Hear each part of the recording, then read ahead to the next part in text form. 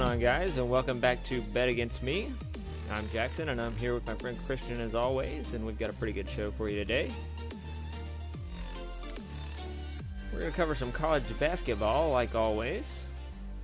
We're also going to do a little bit of NASCAR, and then we've got a special guest on, my good buddy Mike, to talk about the WGC Mexico event on the PGA Tour. But first, we're going to jump right into college basketball. We've got a pretty big slate of college basketball games today. We're going to do 8 games today, but it was really hard to narrow it down to just 8, as there are plenty of great matchups tomorrow on what is the last real day of conference play for most of the conferences, as the focus begins to shift towards the conference tournaments next week. We'll start off with the biggest one of the day, which is Duke at North Carolina. North Carolina is an early 6-point favorite. It'll probably be the most watched game of the night. It's the nightcap on ESPN. They've been advertising it very heavily. North Carolina will look for revenge on their home floor. Duke beat North Carolina at Duke by about 10 earlier this season in a game that North Carolina was extremely competitive in and kind of lost their edge down the stretch. Carolina is probably the best team in the ACC right now. They look like a future number 1 seed as long as they have a good showing in the conference tournament. But they are coming off a 10-point loss at Virginia, in which they looked really sloppy. They only put up 43 points, which I believe is about 42 points lower than their season average. North Carolina generally has one of, if not the best North Carolina generally has one of, if not the best offense in college basketball, so it'll be interesting to see how they respond to such a offensive gaffe at Virginia. Duke, on the other hand, has played pretty good in the last month, but they've lost 2 of their last road affairs with Syracuse and Miami. Duke has a pretty good offense. They're decent defensively, but they're only 3-8 against the spread on the road this season. 10-18 against the spread overall. North Carolina is 13-4 against the spread, and 6 at home, and 16-14 overall. So all the metrics say that North Carolina will probably win this game. The odds makers agree. So if Duke wins, why will those metrics have been wrong? They will have been wrong if Luke Kennard shows that he is the best player in the ACC, which by all accounts he can do. He's shown it this year. Hasn't been showing it lately, but Jason Tatum's really picked up the slack. Frank Jackson's played really well. They really need Emil Jefferson to play well, and they need Grayson Allen to play well. It's going to take a full collaborative effort for Duke to be able to win at North Carolina, which is why I think that North Carolina is going to end up winning this game. I think that North Carolina just has the better team. They have the more experienced team. So, and the experience always reigns supreme when it comes to home court and Duke-North Carolina rivalry. So for me, it's going to come down to Luke Kennard, how well he plays. But I think Joel Berry and Kennedy Meeks, and especially Justin Jackson, who probably will end up winning the ACC Player of the Year. I think it's just going to be a better effort from them, especially in Chapel Hill. I like North Carolina in the game. I like them to cover their spread, which would be -6 right now. -6 right now. I would imagine, since that's a Duke-North Carolina game, that would probably trend more towards even. I would say by the time the tip-off, it would probably be 4 or 5 points. But right now, it opened at 6.5. Yeah, that's it. Yeah, and I'm comfortable with that. I'm comfortable with taking North Carolina in any way. I think that they'll be able to. I think it'll be close, but the same way that the first game was able to go. But it's gonna probably towards the end be North Carolina in the lead and controlling the possessions. I like them to cover their end of the spread, whatever it may be. If it's 6, I still feel comfortable with North Carolina. I actually agree with you here. I like North Carolina and to cover their side of the spread. I can see it being very similar to the last game was, where it's close, and then coming down the stretch, that home court helps North Carolina pull away. Duke hasn't been particularly consistent or good on the road, especially in their last couple games. I would look for North Carolina to win this one by maybe 10 or 15, especially fresh off that loss. I feel like they're going to be a little bit of extra motivated to score points. There should be some fire. So let's turn to Florida at Vanderbilt. Vanderbilt is a 5-point underdog on their home floor, ESPN 2 p.m. Vanderbilt's been playing better lately. Really, up until the second half in Rupp Arena, they kept it a lot closer than the odds makers predicted, but that was a monumental collapse, allowing Kentucky to have one of the largest comebacks in Coach Cal's tenure at Kentucky. Vanderbilt's firmly on the bubble. Most bracketologists, except for Jerry West, I think, from CBS, who just puts all the Big Ten teams in. It would just be the Big Ten tournament if it was him. I don't know how CBS employs such a biased individual, really, but that's beside the point.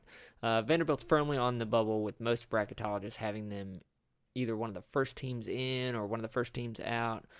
Florida, on the other hand, is kind of ready for revenge against this Vanderbilt team that beat them at home in Gainesville earlier this year. Florida can still win the SEC regular title and still be the number one seed in the conference tournament with a victory and a Kentucky loss at A&M, which is very possible considering Kentucky has not been good on the road all season. Both teams have a lot to play for here. Florida's 18-10 against the spread. Vanderbilt 18-9-2 against the spread. Florida's been solid on the road. Vanderbilt's been solid at home. Both have won 4 out of the last 5, with their only loss being in Rupp Arena. So who comes away with this one? If you're Vanderbilt, you're going into this game thinking that you have all the momentum in the world and should feel confident that you can come out with a win against Florida, especially with Egbonu. I don't even know how to say his last name, but with him being out and him being someone who played against them in the first matchup, so that it definitely affects the depth of Florida. But at the same token, you got to think that Florida really does want this game to close out the season and to get some revenge on what was a win by Vanderbilt earlier in the year at Gainesville, especially with a chance to be the number one seed. Correct. So I think that Florida has a lot of fire and a lot of momentum to go into this game and win. But I think Vanderbilt is gonna keep on the pressure, the acceleration from the very beginning of the very first tip. That I just don't see Florida being able to really. I don't want to say not keep it close. I don't think that. I know their defense is very good, and I expect them to play hard. But I think Vanderbilt, just the way they played against Kentucky, it left a sour taste in their mouth that they weren't able to close that game out, which would have been a signature win for them and their tournament hopes. I think Vanderbilt's just going to win this game. I think that they're going to be able to keep the lead for this game and beat Florida. I like it even though they're at +5 right now. I like them. Even that they're at home, and I think that they're going to win this game. I have been obviously very against Vanderbilt all season, but I have to admit I'm coming around a little bit. The only thing I worry about is how big of a letdown that was, not finishing that game off and playing so poorly in the second half, not being able to score points, which if you were watching that game, everyone saw it coming. It was just like it was an inevitability that Kentucky was going to come back and win that game. Felt that way the entire time. I just worry about their psyche.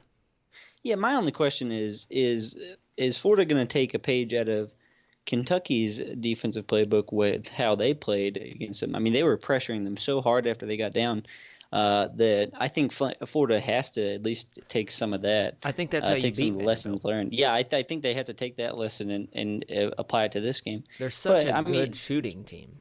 But Vanderbilt just feel like they've figured out something, because even though they weren't able to perform well in the second half and perform well in the closing stretch against Kentucky, I mean, that's at Rupp Arena, and that's versus a top-tier, high-quality team like Kentucky. And not saying Florida isn't. Florida definitely has one of the top defenses in the nation. I just think that Vanderbilt is going to have to win it so much that they know that they have to get this win. Yeah. They know that, and I think it's clear to everybody and every bracketologist. I think it's clear to all the fans. They need this win, and it being at home, I think that momentum and the home crowd is going to take them and lead them to victory. I'm going to take Vanderbilt plus the 5 points as well, but I do worry about their psyche. Once it seems like that second half you can respond two ways to that. That can motivate a team to really come in with fire and say, "Hey, we can play with Kentucky.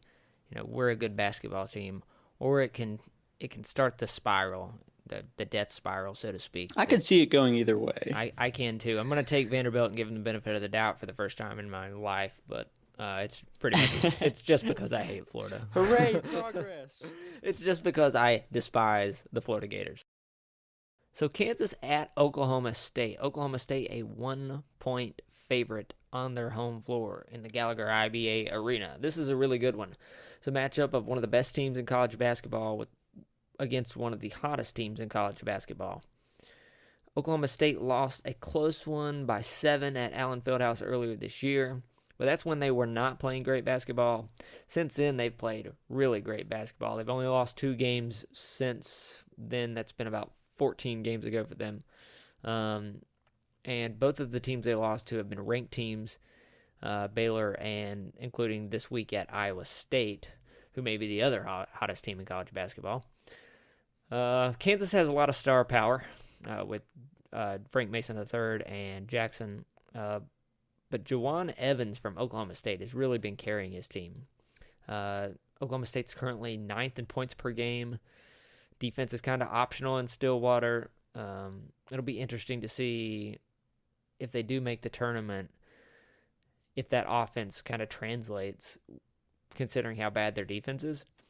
But this is, for the tournament, this is the final real chance for Oklahoma State to make a statement to the committee that they belong in the tournament. And this is the final chance for Kansas to really solidify themselves as a number 1 seed. Kansas is 16-12 against the spread. Oklahoma 18-9. Who wins this one? Oklahoma State wins this one. Kansas has already locked up the Big 12.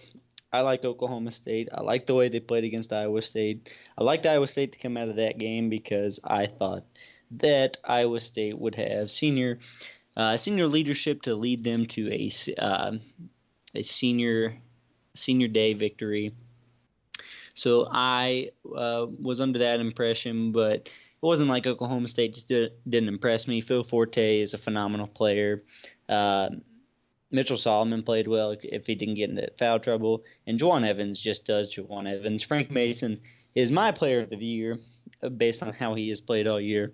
I just love how he's played.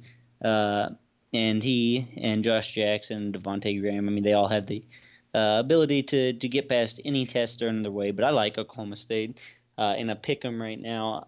And at home for the last game of the year. Kansas already has the Big 12 locked up. As I said, I like Oklahoma State to make a statement victory going into the Big 12 tournament. More valuable player for his team, Juwan Evans or Frank Mason?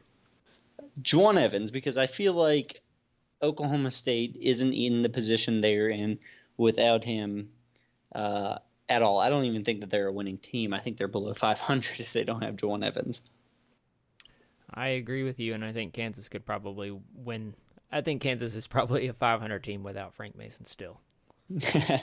They might be. I still like their depth on their team, but yeah, I mean Frank Mason's a very valuable player. I really believe that Josh Jackson could probably carry a team to at least 500. That's for sure. Yeah, they've got a bunch of good players, and I'm sure they'll reload next year with a bunch more good players because it's Kansas. I actually agree with you. Once again, this is 3 agreements in a row, so you're in for a bad day. Oklahoma State senior night, playing with a lot on the line for them. They really need to make a statement to the committee. There's no better team to make a statement against in the Big 12 than Kansas. They get them in Oklahoma, at Oklahoma State. I'm sure the IBA Gallagher Arena will be rocking.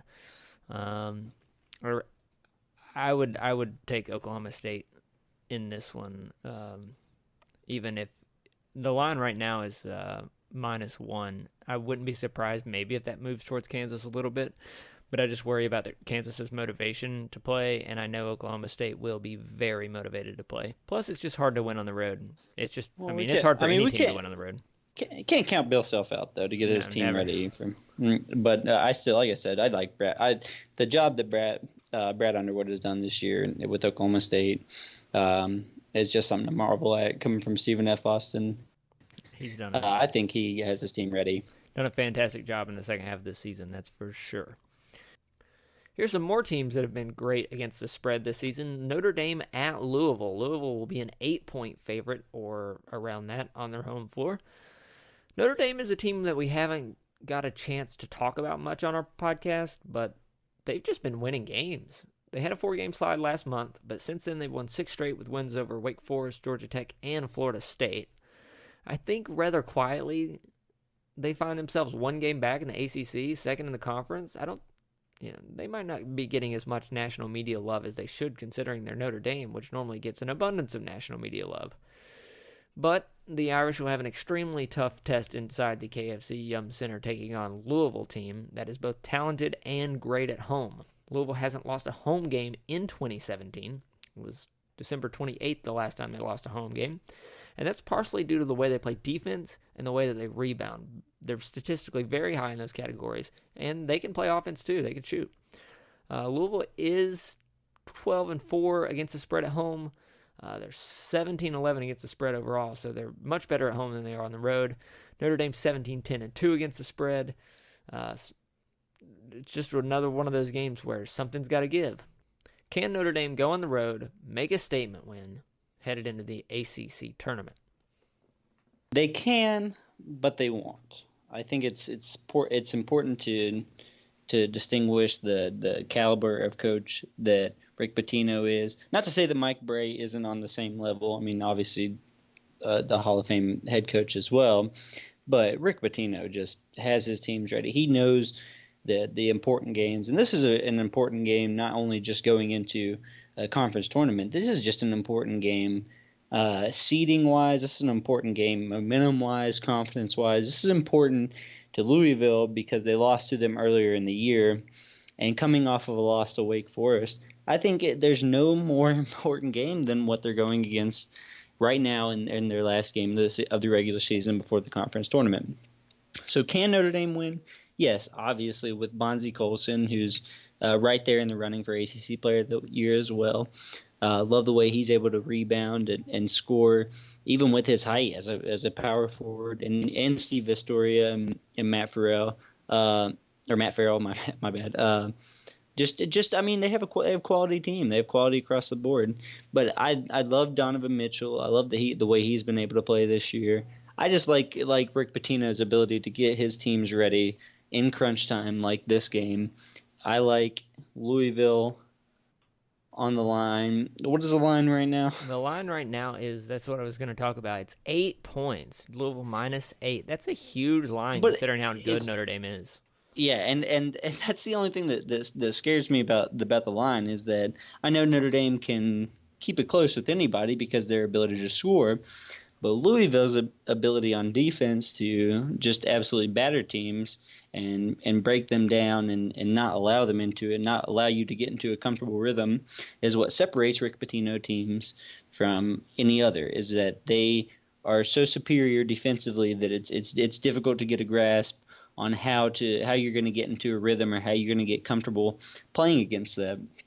And I've liked their ability to score this year at times. Louisville has looked like a really great offensive team. So apart from their last game against Wake Forest at Wake, where Wake definitely needed that game. Yeah, Wake was super motivated. I think Louisville needs this game and will feel motivated enough. I like Louisville on the -8. Yeah, I really do. I think that they're going to be able to win this game, and I think they're going to be able to win it handily. 12-4 against the spread at home. I'm inclined to agree with you, but I'm not going to this time. Notre Dame is quietly a really good team. They've snuck under the radar. I think this is a little disrespect from the analytics and from Vegas that 8 points to Louisville. I mean, I understand Louisville's good at home. I think Louisville wins the game. I just think it's closer than 8 points. I'm taking Notre Dame and the points.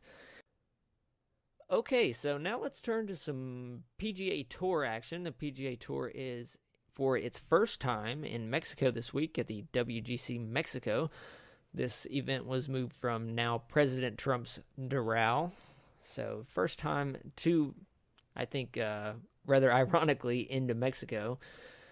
But if you know anything about Mexico City, it's very high in the air. I think when they play soccer matches there, they're often like the highest the highest altitude that this soccer match has ever been played at. But this week, it's the highest altitude that a PGA tournament has ever been held at. It's the ball flies really far out there. So I think I saw some reports that some people were adding almost 15%. You had drivers flying 350 yards carry. So it's going to be an interesting tournament because it's a new course and it's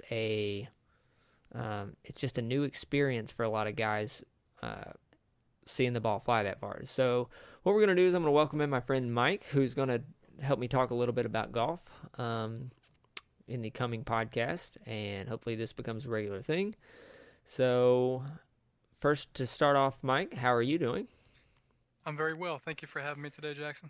So we're going to talk about WGC Mexico. So first off, I have to ask you, who do you like in this one? Who do you like to win outright? Who's the best pony on the board?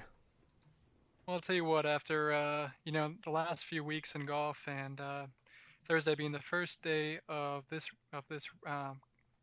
particular match, you can't deny that Dustin Johnson has all the tools that he needs to be able to excel, and that's the long driver, and that's going to be further helped by the fact that they're sitting at 7,800 feet above sea level. So as you said, Jaxon, the ball is going to travel a mile. I'd say it's probably literally traveling a mile for Dustin Johnson. Probably going to hit a few 400-yard drives this week. I wouldn't be surprised at all by that. I mean, you're just seeing numbers from top to bottom. They're increasing. For instance, Phil Mickelson is sitting at an average of 324 yards per drive, which is incredible. And he's like 82 years old, so. So if he can do it, well, anyone can. No, he actually does hit the ball. So, he still hits the ball pretty long way for an old guy. He hasn't lost much difference since his prime. He certainly does. I think being 82 years old, you play a lot of golf and you've ingrained good habits, and he just has real.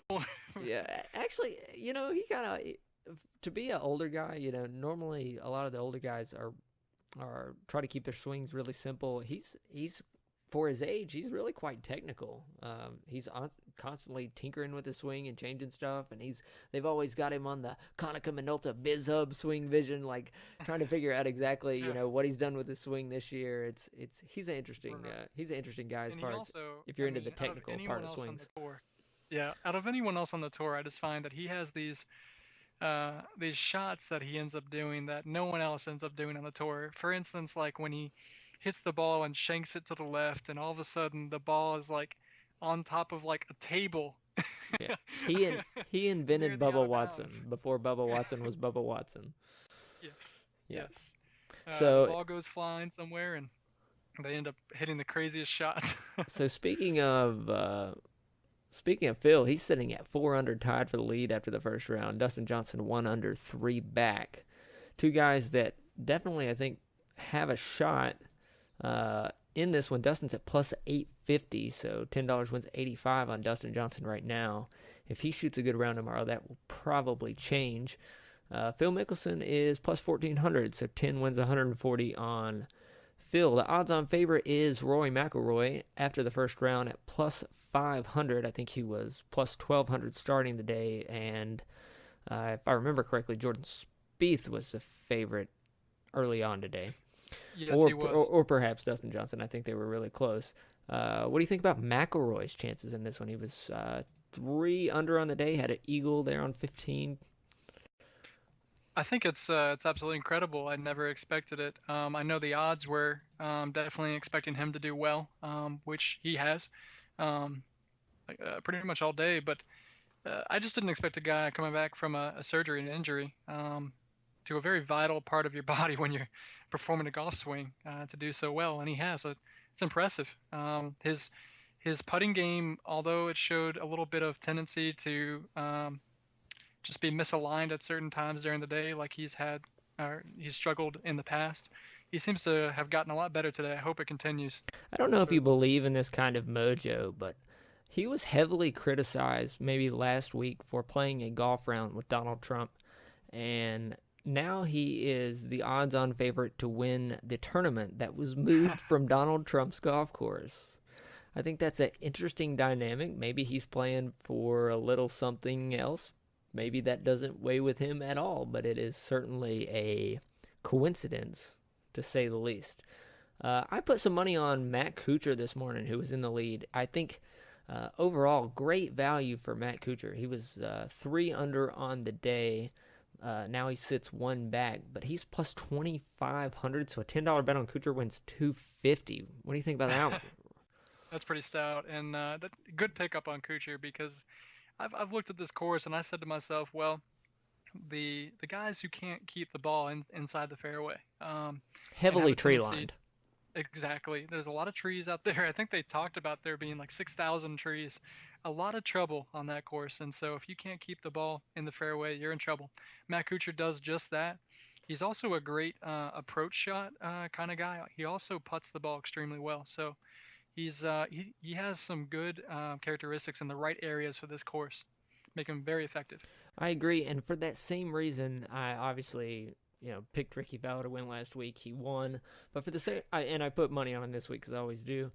But I actually don't like Ricky Fowler, even though he's 2 under for this specific round. He's 2 back, but I actually don't like him in this specific tournament because, as we saw a little bit last week, Ricky can get a little wayward off the tee under pressure. He's responded in his career. He's responded to pressure one of 2 ways with the driver: absolutely striping it down the center of the fairway on the hardest tee shot, in golf, maybe at TPC at 18. Mm-hmm. And then he responds other ways sometimes, though, that, I think he only hit 2 of his first 11 fairways when he had that 4-shot lead this weekend. Granted, at PGA National, you can kind of get yourself out of trouble. At this course, there looks to be too many trees. If these guys that hit it a long way, or that get under pressure and like to put it in the trees, they're going to be in some trouble this week.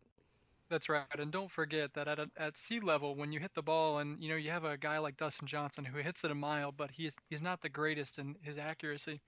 He's in the rough frequently, but at 7,800 feet, that ball is a lot closer to out of bounds, and mm-hmm. I think I saw that a couple times today. It wasn't Dustin Johnson, or maybe it was, I can't remember, but there were a couple balls that were out of bounds that probably wouldn't have been if they were at sea level. Yep, I think that's that's part of my. I walk off the golf tee a lot in my own personal life and say, well, that went a long way the wrong way. That's the problem with being a longer hitter, is that often when you miss, you've missed a long way in the wrong, where a shorter hitter, might have just made it to the rough. I've put it, 30 yards into the trees. So, that's right. So I think that, some of the longer hitters with the addition of these trees. But if I might piggyback off that idea, I think it's incredible that Dustin Johnson is sitting at 1 under, and the fact that he is at 71% in fairway accuracy today. So yeah, I wouldn't be surprised to see him hit a lot of 3 and 5 wood this week. Yeah, just players are going to adjust, and they're going to get the shorter clubs out of the bag, and they're going to hit some shots that are going to give them some good advantages for approach. Speaking of Certainly. DJ, if you go to PGA Tour's website, their experts have picked 4 of their 6 experts picked Dustin Johnson this week. So popular pick, but fanboys, anybody? Yeah, I actually don't see it. I don't think that he will end up winning this week. What I suspect is, and then I feel like a lot of people will be watching this podcast after the second round or possibly after the third round. What I'm not suspecting is I'm not suspecting the 54-hole leader to win. And I say that because when you get these heavily tree-lined courses that are long, that require the driver to be accurate, that pressure of being the leader sometimes causes people to miss with the driver. And on this particular course, and courses particularly like these, I like people coming from the back that have no pressure, that are freewheeling it, that, Sure. instead of somebody in the front playing with the lead. That's because if you start driving it in the trees on this kind of course, you're going to lose strokes pretty quickly. You can ask Hideki Matsuyama, who started with 3 bogeys right off the rip today. You can lose. I know we don't know a lot about this course, but I think what I saw today was that you can drop a lot of strokes really quickly by not being accurate off the tee, which is a particular problem when you're playing with the lead. Yeah, absolutely. You're 100% right on. Everything is magnified at this course, it seems, with the driver, and the higher the ball gets, the longer it's going to travel, and so it's going to be really interesting to see. But one thing I wanted to ask you is, what do you think about after today's performance? What do you think about Jordan Spieth's being in the number 2 position according to the odds, that's sitting at plus 750? Yeah, he finishes even today. Like you said, he's in the number 2 position. Made 3 birdies, 3 bogeys, so he had an unspectacular round. But I think what you see is a lot of the times, I'm clicking through his shot right now on these bogeys. It's just because he's hit it he's hit it in the trees.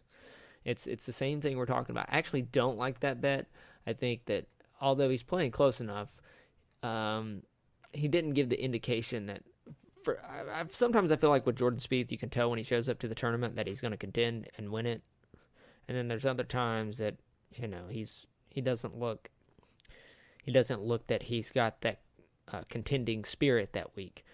I didn't see that contending spirit today, so I would not bet. I think he's being a little bit overvalued. I actually liked him to begin the week, but yeah, I don't like him right now. Totally. He seems like the archetype for this course. He's not the best at any one thing, but he's good at everything. So he seems like he would do really well. But you're right. He just seemed like another guy out there. Yep. Because don't get me wrong. I mean, Jordan's a great golfer, but how many great golfers were there today? There were everyone was a good golfer. Yeah, it's a packed leaderboard at the top. I guess that's something we should mention too. I think to the first round here, we've got 6 players at 4 under, including Westwood, who's, let's not undervalue him. Like you said, these guys that are really good at everything but aren't particularly great at anything. This seems to be like the kind of course that's going to suit them, like a Phil Mickelson, who's I'm not saying that Phil's not great at something, but he's a good all-around player, but I wouldn't consider him particularly elite in any category. Jimmy Walker, Lee Westwood, Matt Kuchar, Ryan Moore. These are guys that are really good at kind of being consistent players that aren't too crazy flashy, and they're not the best putters in the game. They're not the best drivers in the game, but they play with consistency. And I think that's going to be a guy that actually ends up winning this week is someone in that prototype. That's why I put my money on Kuchar. I think he's kind of due for a win. But I wouldn't be surprised for Westwood. Wouldn't be surprised if it's Walker, looking at the top of the leaderboard. I wouldn't be surprised. I thought 2 weeks ago that Jonathan Vegas was in a really good position. He didn't end up capitalizing. He's 2 under early. I like him as a little bit of a dark horse. But let's go to that. Let's talk about some of the long shots here. Anybody down towards the bottom of the odds that you like? Absolutely. There is one guy in particular that I looked at the beginning, and I looked at the statistics of this golfer, and I said, this is exactly the kind of golfer that's going to win this tournament. His name is Jason Duffner. He's sitting at 11th in driving accuracy. He's 2nd in putting from greater than 10 feet, and he's actually doing really well this year. He's had 3 top 25 finishes out of the last 4 events. He's not the best at scrambling. He's not the best at strokes gained via the approach, but I don't think these are going to matter at the end of the day if he stays consistently on the fairway. And he gets in those ranges of 100 to 140 yards where he can use his wedges and get himself to that 10-foot mark, and then he's going to really shine. He's going to beat people in putting when he does that, and he's going to have a good weekend, I think, for sure.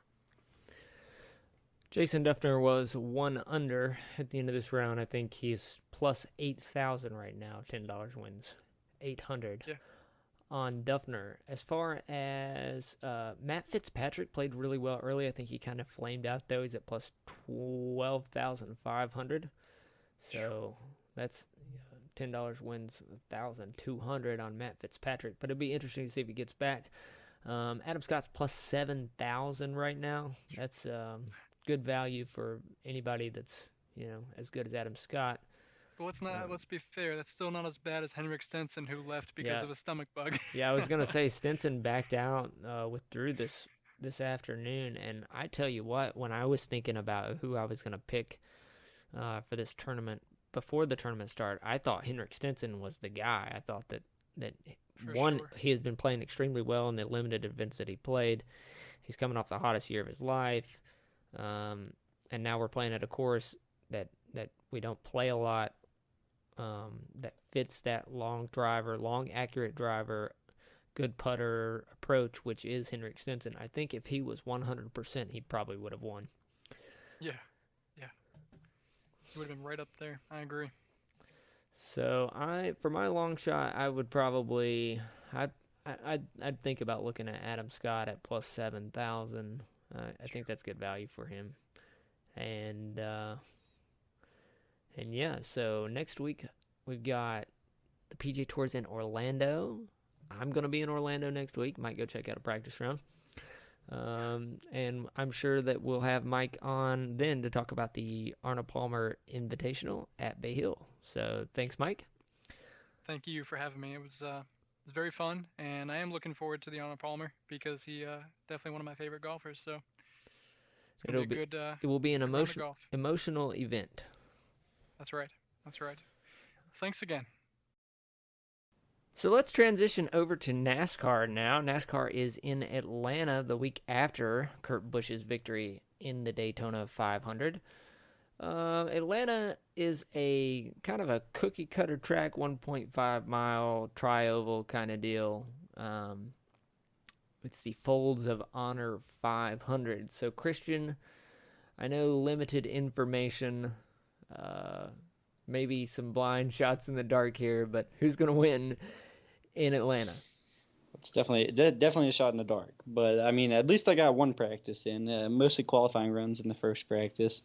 But I can go off of averages at the track, and I kind of have an idea of who I think will be able to do well. I'd like Jimmy Johnson only because Jimmy Johnson has won the last two races there, and he's obviously got something figured out there with 2 wins in the last 2 starts. You can't count him out.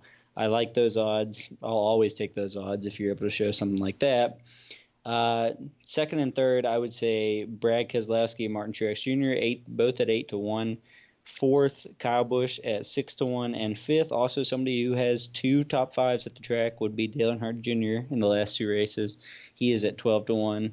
So my top 5, Jimmy Johnson, Brad Keselowski, Martin Truex Jr., Kyle Busch, and Dale Earnhardt Jr. Give me one long shot that you like. One long shot. Well, Jamie McMurray had a fast practice runs.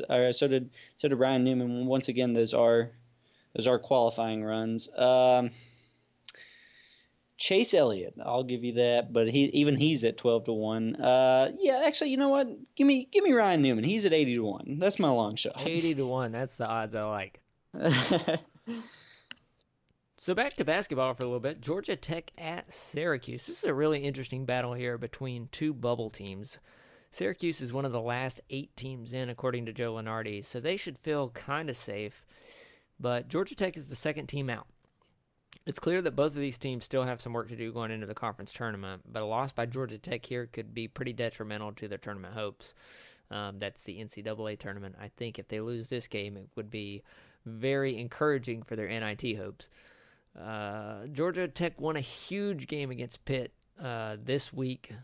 They won it in convincing fashion there towards the end. And Syracuse has lost 4 out of the last 5 games, including just a week or so ago to Georgia Tech by 6 at Georgia Tech.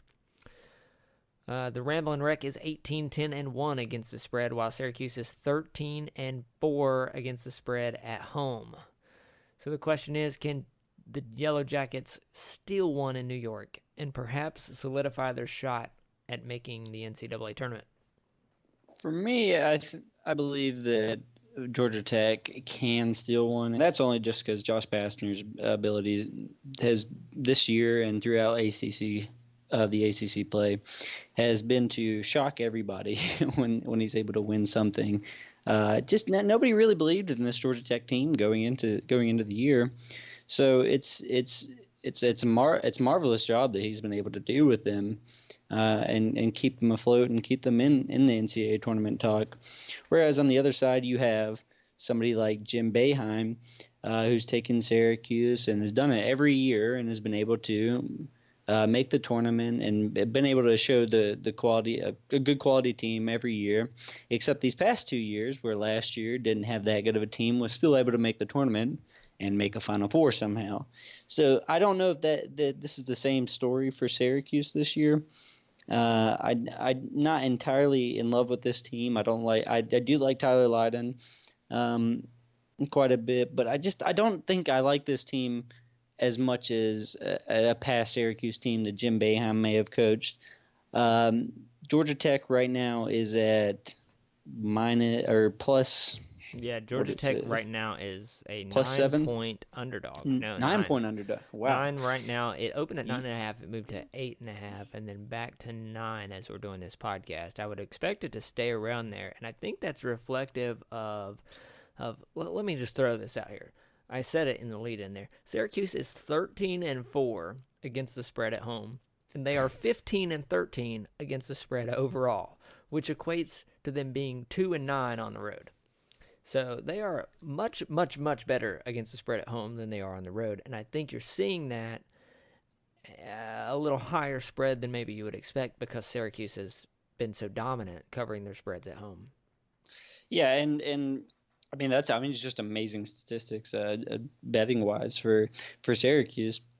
However, this is basketball we're talking about, and I think Georgia Tech has the momentum going into this game. I know Syracuse knows they need this game, and I know Jim Boeheim will get them ready for this game. But with +9, I mean, I just like the way Georgia Tech played against Pittsburgh this past Monday or definitely surprising. Tuesday. I thought Pitt was a better team than Georgia Tech, and I don't know if Right. they are, but Georgia Tech has certainly handled their business at home. I just wonder if they can extend it on the road in at such a tough place to play.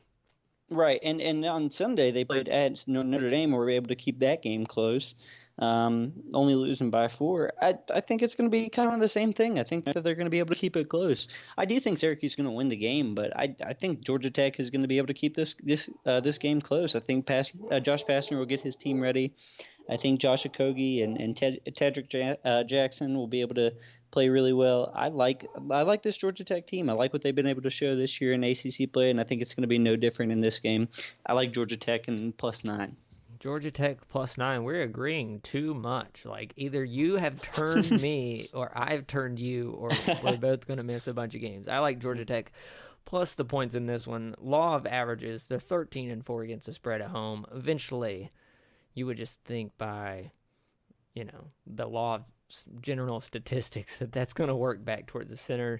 Georgia Tech's not a terrible away team, 6-4 away against the spread. I'm going to take Georgia Tech and the points because I think 9 is just too many. Wake Forest at Virginia Tech, and this is an interesting matchup because, one, I think Virginia Tech has exceeded expectations by a large part this season. I want to get your opinion on how Buzz Williams has really turned that around in such a short span of time. And Wake Forest is another team that is dead on the bubble. Joe Lunardi's got them as one of the last teams in. Other places, other bracketologists have them right around that area too. Wake's been playing better lately. They've won 3 of the last 5. Virginia Tech has really been playing great basketball, though. 4 out of their last 5. Their only loss in the last 5 has been to Louisville, at Louisville by 4 points. They beat Virginia not too long ago. This is a really improved Virginia Tech team in a really short amount of time. I think they're really exceeding expectations. Virginia Tech is a 2-point favorite in this game. It is at Virginia Tech. But first, as a Southwest Virginia native, how quick? What's the sentiment like there for Virginia Tech basketball all of a sudden? I think that it's actually pretty marvelous what Buzz Williams has been able to do. I liked him when he was at Marquette. He was able to do a really good job up there, really and able to carry them through tournaments. Made an Elite Eight once, I believe. Yeah, he was able to put Miami out actually in one of those. But he's been able to just do so well, and I think last year even I was a strong supporter of Virginia Tech making the tournament. I think last year they even had a good team coming around there at the end. They were able to make the NIT and still able to show a good enough team there. But this year, I think that people were underrating them coming into the season. They've dealt with injuries this year, unfortunately, and they've had to rely on a freshman in Kadeem Sai. They've had to rely on some younger players, but they've also got fabulous leadership from Zach Leday and Seth Allen and Justin Robinson and Justin Bibbs. Unfortunately, a few games ago, Chris Clark who was also the person they were relying on, got injured and was going to be out for the season. I believe he tore his ACL, and he had been playing really well. I think at that point, though, even it was still kind of uncertain whether or not Virginia Tech would make the tournament because they were kind of playing a little bit inconsistent at the time. Ever since he got injured and their depth has kind of taken a shot, they have played phenomenal. They have shot the ball from the three out at an outrageous rate, and right now I think are leading the ACC in field goal percentage. 49.1% right now. Yeah, just an absolutely insane thing. And I was able to watch their game against Miami, where Miami's been playing well too, but just Ty Outlaw was able to just hit threes. He's been able to hit, I think, 20 of the last 20 or 23 of the last 27, 20 of the last 27, something like that, three-point attempts. So he has just absolutely been killing it from the three-point range. Now, Wake Forest on the flip side of that, have somebody in John Collins who, as a sophomore, is going to be phenomenal for however long he decides to stay at Wake Forest and in the ACC. Just an absolutely phenomenal young player. Him and Bryant Crawford have been able to take this. Can we just also speak to the job Danny Manning has been able to do at Wake Forest? Because that is something to marvel at as well. I think this is two coaches that you have to think, they haven't been at their jobs all that long, but they've been able to really exceed expectations already with the teams they have and put them in positions to be in the NCAA tournament. So that's great. It's progress for them too. It's progress for those two basketball programs. In this game particularly, though, Wake Forest coming off of a big win versus Louisville, I don't know where I really want to go with this. I like Wake Forest as a team. I think that they know that they still probably have to get this win for them to probably make the tournament. But I know Virginia Tech really doesn't want to lose this game either, knowing that if they win this, they'll be at 11-7 in the conference, and I think somewhere around fifth or sixth seed for the ACC tournament. So it's a lot of things on the line for both teams. Right now, is it Virginia Tech at -2 on this line? Virginia Tech -2 at home. Yeah, I'm gonna go with Virginia Tech just with the way. Actually, you know what? Nah. I'm gonna go with Virginia Tech. I'm gonna flip -2. So you might, the show's called Bet Against Me. Yeah. So for a second I thought you were gonna go. So you know what? I'm gonna flip right there, and I'm just gonna say Wake Forest. I like John Collins. I like his ability to show leadership for this team, and Bryant Crawford as well. They're a big team. Without the depth for Virginia Tech now later in the season, I know they've been shooting it well from three. I think this game in particular will show that the lack of depth in the front court that they do not have. I'm going to go with Wake Forest and +2 on that, and I actually like them to win this game. So like I said, I'm going with Virginia Tech minus the 2 points. But I just want to talk a little bit about something that's kind of a side note here. I believe the top 10 candidates for the Coach of the Year just came out. And I just have a particular beef with how they do this kind of stuff. because I see people like Bob Huggins and Sean Miller and Rick Pitino and Bill Self and Jay Wright, and obviously these guys are fantastic coaches. But That's not. I mean, there's no argument there. No, I mean, we know which fantastic coaches. Fabulous coaches. But But it's the I know exactly what you mean. It's the ones that have really shown what a program we used to be and are taking it to different heights that they weren't previously at. That's what I don't understand. When I think of Coach of the Year, I think of someone that's taken maybe mediocre talent and really overachieved. Has Rick Pitino overachieved? Like, come on, he's achieved. He's got the best recruits in the. Has Sean Miller overachieved? No. If Sean Miller doesn't have 30 wins on a season without roster, he should be fired. Like, has Jay Wright overachieved?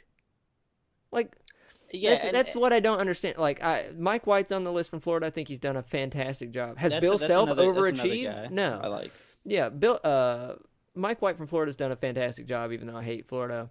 I understand Bob Huggins being on the list this time, but what I don't understand is guys like we've just talked about, specifically Josh Pastner, Buzz Williams, specifically people like Buzz Williams, who have really. I mean, I think when he took the Virginia Tech job, a lot of people were like, Virginia Tech, like you went from Marquette to Virginia Tech, like. That's not a basketball. I mean, they're traditionally a decent basketball school. But it's no North Carolina. It's no Duke. And they were in the dumps when he took that job. Yeah, and I think the big thing with that is Jim Larinaga had a feature on CBS that they did, and he had always told his son Jay, that if he wanted an opportunity to coach in the ACC. When he was at George Mason, he had the opportunity to go back to his alma mater at Providence, but he turned it down because he said he wanted the opportunity to coach in the ACC. And once he got a job offer from Miami, he was gone. Miami was a team that didn't really have a rich program history, hadn't been back all that long, or hadn't really achieved anything since they've been back as a basketball program. And you see what he's been able to do. I mean, that's the things that I'd like to look at, or I like for a coach to do. Somebody to come in and just probably take a non-basketball program and make them into a basketball program, like what Buzz Williams has done. Or just significantly overachieve. When I think of Bill Self, when I think of Jay Wright, when I think of Rick Pitino, I think those are great coaches, but they're even better basketball recruiters. Those are recruiters of the year.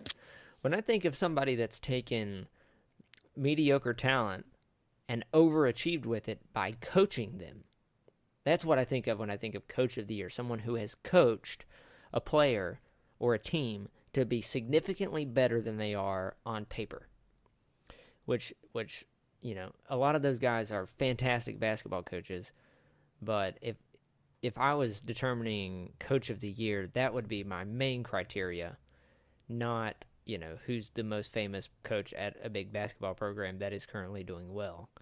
I think that's maybe the wrong approach, and maybe that's not what the award should be about. Let's do one more basketball game. So Marquette's a bubble team. Creighton is not a bubble team. They are firmly in the tournament. And Creighton is one of the best teams in the nation against the spread, 19-9-1 against the spread overall. They are at Marquette for this game. Marquette is a 3-point favorite. Creighton is 7-3 against the spread away. Marquette's pretty decent at home, 11-8 against the spread, only 14-13 overall against the spread. This should be a real offensive shootout. Both of these teams averaging north of 80 points a game. I think Marquette really has to show the committee something here. This is going to be their last. This is pretty much everybody's last game of the season, the regular season. But this may be, depending on how the tournament works out, one of their last opportunities to show the committee that they can, that they belong in the tournament. Right. Marquette has been able to actually show that this year. in certain spurts, and thankfully for them, they've been able to show that in 2 games against Xavier in these last 4, or these last 5, both big including Creighton. wins. Yeah, and one just being on Wednesday at Xavier, we're able to beat them by 11 and score 95 points. I believe I had read right after that game that was the most points anybody had ever scored in Xavier's arena since that had been built in 2000. So they've been able to hit on all cylinders. Unfortunately, weren't able to get a win at Providence, but still a close game nonetheless. Whereas on the flip side, Creighton has been really reeling lately. Hasn't been playing well ever since they've had an injury to Maurice Watson. So I think that they need to show something to themselves. I'm gonna probably sound like a broken record where I was saying this when they were playing Villanova. They need to show something to themselves. They need some confidence. They need some momentum going into the Big East tournament. So with that in mind, I like Marquette in the game because thinking that only made my predictions go completely wrong for the Creighton Villanova game. And I like the way Marquette's been playing lately. I agree with you. I think Marquette is probably going to come out with a win in this game. I think Creighton's probably the better team, but they're not playing with a ton of confidence or motivation. Both of these teams can really, really shoot. Creighton's shooting almost 52% on the season. Marquette's shooting 49% from the floor. So this should be a really good basketball game if you like offense. Defense is kind of optional for both of these teams. Extremely optional. Creighton's really good against the spread. So I think that the line is reflecting that a little bit. Marquette -3 at home when they need a win. Creighton on the road doesn't really need a win. Haven't really been playing good lately. I'm going to agree with you again. And unlike last week where we didn't agree a single time, I think we'll agree for the 5th or 6th time, and I'll take Marquette minus the points. So that's going to be all for us this time, guys. Hopefully we'll have a little bit better time than we had last time. We picked against each other the entire way. We both had 2 wins, 2 losses, and a push on the Little Basketball Show. If you're interested in the UFC, our last show had about a 30-minute feature on UFC 209, which is this weekend. Woodley versus Wonderboy Thompson. So you can flip back over to that one. Worth keeping in mind, Ferguson and Nurmagomedov. Yeah, that fight did get scrapped. I was reading that before we actually started recording. Nurmagomedov. Nurmagomedov. Yeah, was dealing with some weight cut issues. Had to go to the hospital, and that fight altogether has been scrapped from the card. So that will not be on the UFC 209 card. I hope Bovada refunds my money for the parlay that I put. Because it included Nurmagomedov, and I will be a little bit salty if my parlay is not refunded. But as for us, that is all this time. I'm going on vacation next week, so we're going to do a podcast early in the week, maybe covering the tournaments and who we like to win the tournaments. And then next Saturday, there will not be a podcast because I will be somewhere in the Bahamas. So after that, the next podcast you can look forward to will probably be covering the NCAA tournament, which I'm super stoked and excited about. And we might actually end up doing a 2-hour podcast that day. Because there will be so many games to talk about. We might do it every day. Yeah, no, there will be several podcasts coming. We're both extremely excited about that. But as for us this time, that is all. And we will see you on the show next time.